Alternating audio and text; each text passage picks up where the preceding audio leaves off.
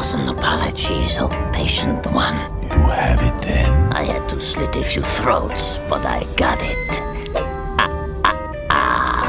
The treasure. Ow!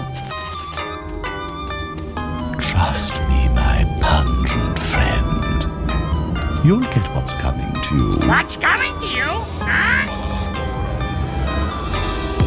Numerology, do not take it literally. It's all symbolism. And what do?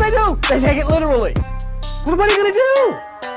And then they say they're going to wait for the second coming. And the guy that came the first time got killed. And he's sitting up there and saying, I'm not going to go back the second time. The people are crazy. Crazy people down there. And they are crazy people.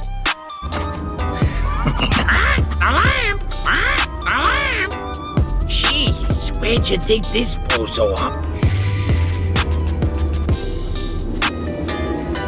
Most of us never even knew we had a right hemisphere of the brain. Most of us never knew we had a pineal gland of the brain.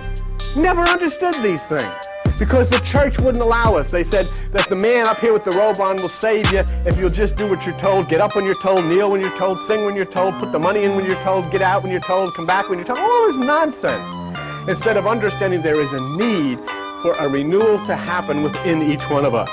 And that renewal comes very, very easily if we simply expose ourselves to this power. So the mind cannot be involved. Take no thought. Matthew chapter 6, verse 25, for your life, okay? Look at verse 27. Which of you by taking thought can add 1 cubit? Verse 28, why take you thought? Okay. Look at verse 31, take no thought. And look at verse 34, take no thought. And Jesus isn't saying don't worry. The thoughts of the mind so that you receive new information from that still small voice which is within you. You receive direction and you're able then to deal with anything that comes against you. Spiritual things are unteachable. All that can be taught, and this is what Shakyamuni Buddha reached to the point, all that can be taught are the ways that lead from the various points of human ego to the divine essence. That's what Shakyamuni Buddha said. I cannot teach this because it's unteachable, but I can teach how to arrive at that place. And so that's what he did. To be, when you enter into that right hemisphere of the brain, that which is the ultimate celestial divine truth becomes apparent. And you'll understand. You'll understand. But you're understanding from a spiritual plane. You can't understand this from an intellectual plane. It's impossible to understand this from an intellectual plane.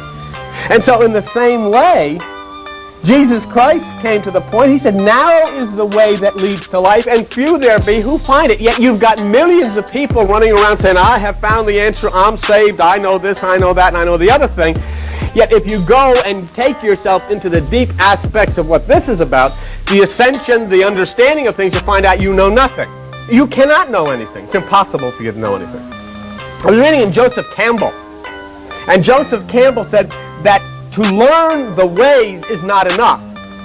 To see the way is not enough. Even to sit in meditation is not enough. Only when you begin that passageway into the soul, who is nowhere, then that's enough.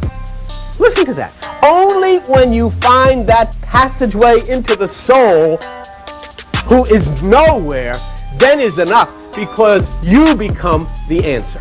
You become part of the answer by allowing yourself to go into that place which is nowhere, which is non-existent to the mind. But yeah. We were talking this morning in Buddhist teachings of, for instance, some of you sitting in here have a temper. You may have a violent temper. And yet right now you're sitting here so calm, so collected. You're just ease, everything is... Where is that temper? Where is it? Buddha says it's in a place called who. It exists, but it doesn't exist. See? Where is it? As soon as the stimulus touches you and the conditions are right, bang, there it is.